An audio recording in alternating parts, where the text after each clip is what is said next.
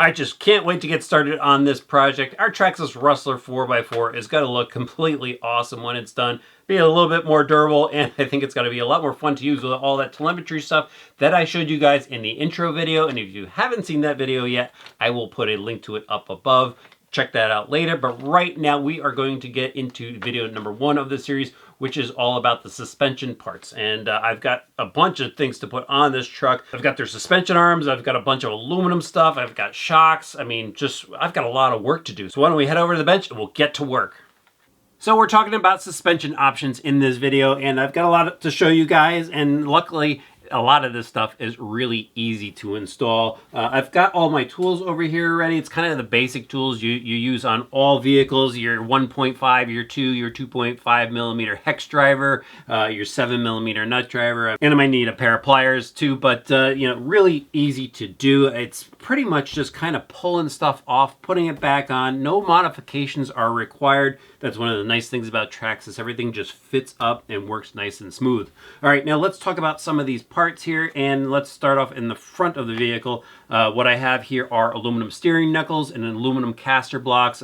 Just really nice upgrades to have. The reason why I would put the aluminum parts on in the front is just to be a bit more sturdy. It is a bit more durable. If you're running into things, the aluminum is not going to break. Just be aware that, when you do replace something with aluminum, that may improve durability here, like let's say with the steering knuckle, that the energy of a crash is transferred elsewhere, so something else may break. This may not break, but something else might break. And I know it's going to come up in the comments section below. Don't use aluminum, just use plastic, and there's reasons to use it and not use it. And with this vehicle, I think it's just fine to use aluminum pieces in certain places, and that's what I'm going to do here. There are certainly some aftermarket brands out there that make everything in aluminum.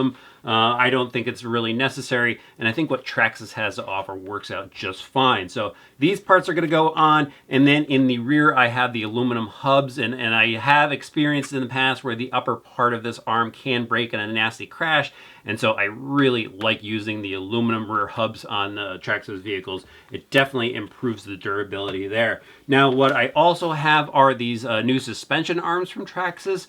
They are actually offered in a number of different colors. I saw red and blue and green, and of course they have these white ones here. And the one thing I noticed while I was checking these out on their website is that they are a cold weather arm. And being on the East Coast, it's cold right now. I'm pretty excited to go and use these arms and go outside. It's 40 degrees outside right now. Just being able to go out and drive and not worry about something breaking because of cold weather. So these will be a nice addition to this. And then again, I do have the large bore shocks. Now, what's really nice about these shocks is they are a bit larger. They're aluminum.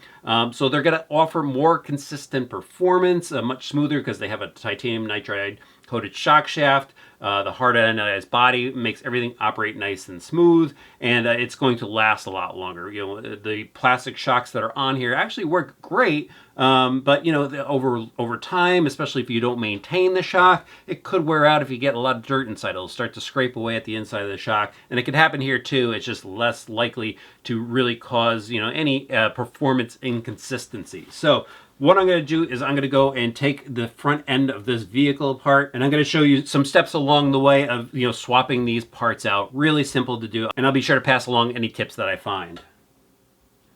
So I've gone ahead here and pulled off one side of the truck and started swapping out all the hardware. And what's really nice about the Rustler 4x4 is a lot of the hardware is the same length throughout. So a lot of the button head screws that I pulled off is the same between the steering rod ends and the shock mounts. So that's really easy as far as hardware is concerned. Now swapping the parts out is simple as well. And basically what you see here, from pulling the suspension off to reassembling the new suspension, probably took less than 10 minutes because of course I was filming along the way, but it's really, really simple. So what you have to do here, you have to pull off the front bumper, take the screws off the shock. I'm going to just put the shocks aside because I'm not going to need those, but I'm going to reuse the hardware that attaches the shock. Once you remove the bumper, you'll be able to basically slide the suspension arm out. Make sure you take the screws out of the ball ends for the steering link and the upper camber link, and your whole arm assembly will come right off. Once that is off, just make sure you're using the correct side. There is a left and right. There are specific parts to the car for both the caster block and the steering knuckle. So make sure you're doing the left side. Left side is always the driver's side when looking from behind on the vehicle. And then just take the suspension pin out of the outside, just unscrew it, and then just transfer it over to the new suspension arm. So if you're just swapping out suspension arms, you'll just drop the caster block back in place. But as you saw here, I am putting the aluminum one in, and the parts just fit together just like a stock component would. After that, I did go ahead and pop out the universal axle from the steering knuckle. Just use a screwdriver to pop off the hex, remove the pin, pull the bearings out. You know, make sure you clean anything while you're taking it apart. You don't want to reassemble stuff with dirt in there. Slide everything back into the new steering carrier, the aluminum one. Then I transferred over the kingpin screws for the steering knuckle that secure the steering knuckle to the caster block. Did use a little drop of Loctite on there just to make sure they're secure. And now I just have to bolt this back up to the truck, just like I took it off basically. So I'm going to do that right now, and I'll swap out the other side as well. Wow, that front end really looks custom now. I love the look of the white arms. They're probably going to get dirty, but they do look cool. Those blue aluminum steering knuckles and caster blocks look awesome as well. And again, everything just fit together nice and perfect, just like the stock parts do. So now it's time to turn my attention to the rear of the vehicle, and it's pretty much the same thing. I'm going to remove the rear plate so I can gain access to the suspension pins, pull the screws off the shocks. I'm going to just put the shocks aside because we're going to replace those in a little bit. Then pull out the hinge pin on the outside here, the upper screw, and just swap all the parts out. I've got my new aluminum hubs right here. I've got the rear arms, and this should just take a couple minutes too. There it is, the rear of our Rustler 4x4 with the new suspension arms and the new rear hubs on there. Be aware that there is a left and right of the rear hub as well. And these went together just as easily as the front did. So, you know, if you're doing the front, working your way back like I am, not going to have a problem with that. And to be honest with you, if you're just replacing the rear hubs, you're not going to have a problem either. It's really simple. Just remove the old part and put the new part back in place with all the same hardware. I did just add a little bit of thread lock to the upper screw there to make sure it doesn't, you know, back out on its own. Now with that all set and done, it's time to move on to the GTR shocks, and this is the exciting part for me. I love the GTR shocks. They're just a really cool shock, and they're actually a lot bigger than the old shock, so here is a size comparison for you guys. I mean, that is just, you know, a massive difference, you know, on a 10 scale vehicle. So these already obviously come pre-assembled. All you have to do is add the oil and add the spring. So Traxxas actually gives you what you need. Here's some oil, the lower shock purchase here, but like I mentioned before, you are going to need the springs, and just be aware that the front and rear shock of the Rustler 4x4 is different. So there's a shorter shock on the front, there's an extra long shock on the rear, so you have to make sure you get the right springs as well. I will have part numbers in the description below, so if you want to replicate this, you could check that out. So what I'm going to do right now is I'm going to go ahead and start to put oil in these shocks. I'm going to show you guys how to bleed them because it actually doesn't include bleeding instructions with these shocks. I'm a little bit surprised by that. Shows you kind of how to rebuild some of the stuff, but it doesn't show you actually how to bleed them. Pretty simple to do, so I will get the camera close up so I could show you just what to do. All right, so there is our GTR shock, and here's the cap that I've already unscrewed. You can see the bladder on the inside, and there is the bleed hole, which means this is probably going to be an easy shock to bleed properly. So take your Traxxas oil and start to fill up the shock. What I like to do is fill it about 3/4 of the way, right to about there, see that? And now what I want to do is cycle the shock shaft just a little bit. Don't go all the way up past the oil. Just go up and down a few times, and then you're going to start to see some bubbles come up to the top. Basically what you want to do is just tap the side a little bit to help the air get to the top. Wait for all those bubbles to get to the top, and then when they do, you could fill up the rest of the shock almost all the way, probably to about just below level. And then what I do here is I go and push the shock shaft up just about 1/4, and now I'll go and screw my shock cap on.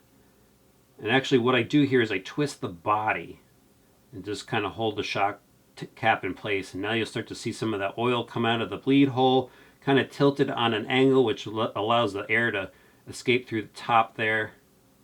Just keep turning it. Do that nice and slow. So once that's done, take a towel, wipe everything off. Make sure you get all the oil off, because if you don't, just dirt's going to collect on it later. I'll finish cleaning that up in a bit. Now you just want to go and check your shock. You want to make sure the shock shaft goes all the way up, comes back down a little bit. on its own, and you don't hear any air bubbles inside, which I don't. So this shock is built and ready to go. Now, obviously, you want to do that for the rest of your shocks, and once you do that, you could go and install your springs. Here is our front springs, so I'm going to go and install these. So I'll just take the spring here, slide that on. Yes, I still need to clean my shock. And now I could slide the spring perch on the bottom. Slide that in, and what's really cool about these new shocks is they have this lower spring perch retainer screw, and that gets screwed in, and that will prevent the lower perch from falling off if you crash.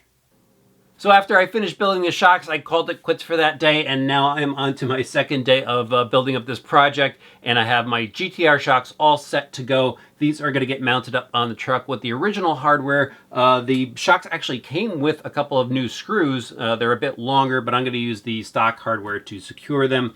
And the other thing I wanted to mention was I actually cleaned up my bench a little bit, and I found this little bag that came with the rear hub carriers. It is some hinge pins and screws, E-clips, and some set screws for the hub. So I'm going to go and install these as well, and then I'll show you what this looks like all wrapped up for this particular part of the Rustler 4x4 Part 1 upgrade. The new GTR shocks are on. I swapped out that hardware I just showed you, and this truck is looking really good. I love the way these parts look, and these shocks feel so good on here. All I have left to do really is once I get the tires on and the battery in there, I'll have to set the ride height. But as you know, we have a lot more stuff going on and planned for this truck, so I'm just going to leave it as is until the next video where we start to talk about the drivetrain components. So I'll see you back for the next part of the series.